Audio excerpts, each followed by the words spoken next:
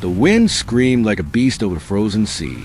The longship Stormraven cut through black waves crusted with ice, its dragon-headed prow snarling defiantly against the northern chill. Snow lashed the crew's faces, freezing into their beards. But not a single man shivered. Beneath their wool and fur, beneath the planks of the ship itself, a hidden warmth pulsed, a secret the Vikings guarded fiercely from the rest of the world. Subscribe and join us for more incredible stories from the wild. The Frost Voyage. In the year 987, the Stormraven set sail from the fjords of Norway, bound for lands whispered of in sagas, a place even farther north than Iceland, where the seas steamed from the breath of the gods. At the helm stood Jorund Frostbane, a warrior chief whose name was spoken with awe and unease. It was said that Jorund had sailed into storms that would have frozen any other man solid. Some claimed he had made a pact with an ancient being of fire. For weeks, the sea tested them.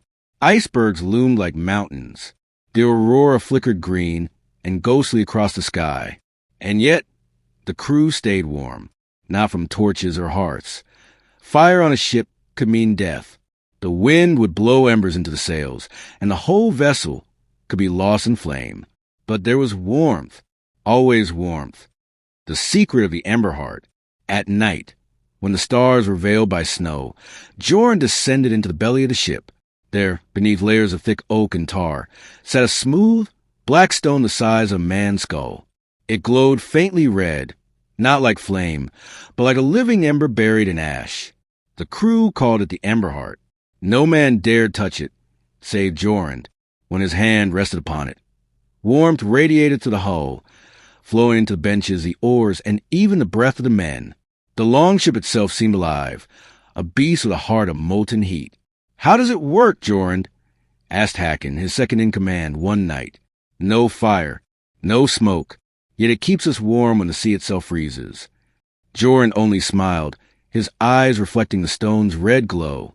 "Some things are not forged by men," he said. "Some are gifts or curses." The tale of the Fire Serpent. Around the fireless warmth, the men whispered stories.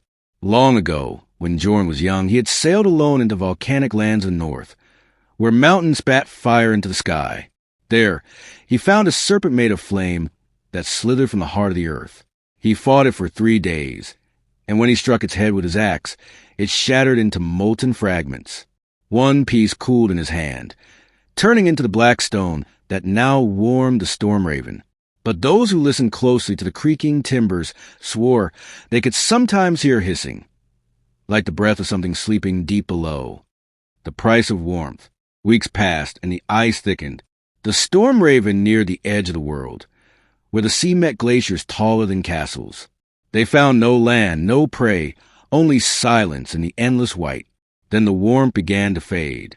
The men awoke one morning to find frost creeping over the planks. Their breath fogged the air again. Panic rippled through the crew. "The Emberheart grows cold," said Hakon. "Has it died?" Jorund went below deck and laid his hands upon it. The stone was dim, its red pulse slowing like a dying heart. He felt something deep within it. Hunger. He understood then. Warmth demanded sacrifice. That night, he gathered the crew. "The Emberheart was born from the blood of fire," he told them. "It feeds on life, not ours, but on the sea's offerings." The men followed him onto the deck, where they dragged up nets heavy with fish. Jorund placed them around the stone and spoke words in the old tongue. The stone flared briefly and warmth returned. But the next day, the sea was empty.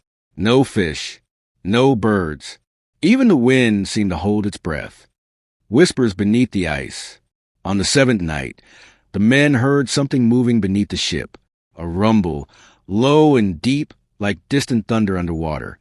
The Emberheart glowed brighter than ever. Then came the voice. "You took my heart," it whispered through the boards. "And now you sail with its fire. Return it or burn with it." The crew froze. Hakon's eyes widened in terror.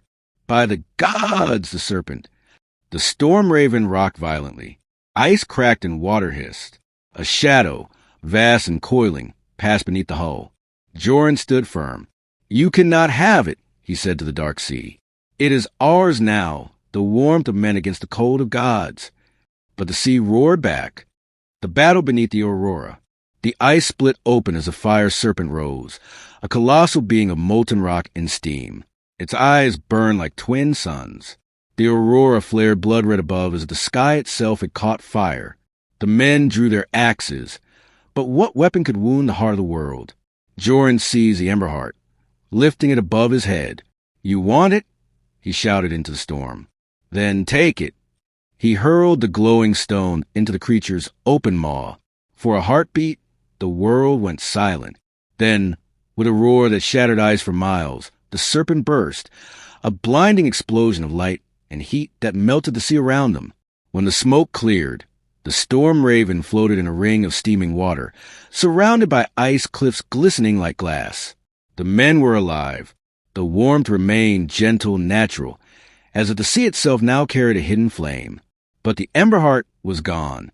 Legacy of the warm seas. Jorund never spoke of the serpent again. The Stormraven returned to Norway, and its story spread across the north. Some said Jorund had defeated the gods themselves. Others whispered that he had released the fire back into the ocean, and that's why the northern seas never freeze completely, even in winter. The Vikings learned from him. They began to insulate their ships with tarred wool and seaweed, creating warmth without flame. Some even carved runes into their hulls, invoking the memory of the Emberheart to protect them from the cold. Jorund Frostbane lived to see many winters. But on the night he died, those who stood by his side said they felt a pulse of heat under the floorboards, one final heartbeat from the sea below. And so the legend lived on. The Vikings did not light fires on their ships. They carried warmth from the heart of the ocean itself, a fire older than gods, burning silently beneath the waves.